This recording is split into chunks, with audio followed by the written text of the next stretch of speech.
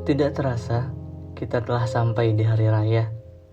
Setelah kurang lebih sebulan menjalani bulan puasa, kini saatnya kita merayakan hari raya.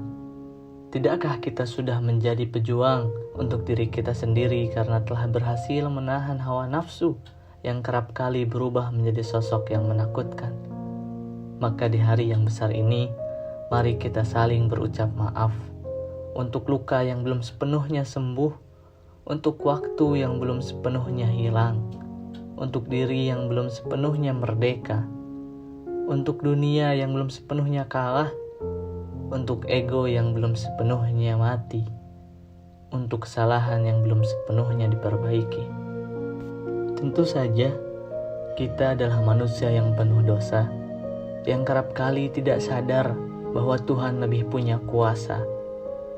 Kita sadar kita seringkali meremehkan dosa, berlagak seperti penguasa semesta, seolah semesta diciptakan hanya untuk kita. Tak heran bila hari demi hari hati kita semakin mengeras seperti batu. Kaki ini sudah jarang melangkah ke rumah Tuhan, seolah rumah Tuhan hanyalah bangunan tua tanpa jiwa, seolah rumah Tuhan adalah tumpukan bata tanpa nyawa. Tanpa sadar, kita telah menyakiti Tuhan dengan ucapan dan perbuatan yang menyakitkan. Tak heran bila kesibukan seringkali jadi alasan kita untuk kabur dari Tuhan.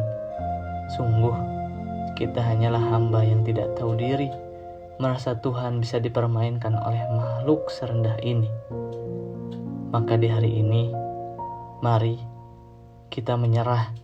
Kita letakkan kening kita di atas sajadah, memohon ampun atas dosa-dosa yang pernah kita lakukan, memohon perlindungan atas dosa-dosa yang mungkin akan kita lakukan. Tidak kiranya Tuhan adalah yang Maha Pemaaf lagi Maha Penyayang, dan kita tahu bahwa Tuhan tidak mengenal kata tidur, tak juga mengenal kata benci ataupun emosi. Kita hanyalah pengelana waktu yang meminta diselamatkan dari kobaran api neraka. Tidakkah cukup lautan menjadi tinta untuk menuliskan dosa-dosa yang pernah kita lakukan? Ucapan kita yang seringkali menyakiti hati orang tua. Sedangkan kita tahu bahwa air mata ibu adalah bukti kesucian dan luka hati yang tidak bisa ditahan. Seolah kita telah menusukkan jarum di dadanya lewat kata-kata yang tidak pantas diucapkan seorang anak, ataupun melalui sikap yang tidak seharusnya dilakukan kepada kedua orang tua. Kita menyadari bahwa air mata ini akan mengalir deras bila ampunan dari Tuhan tak kunjung menghampiri. Tentu saja, kita tidak tahu apakah ucapan maaf ini cukup ataupun tidak.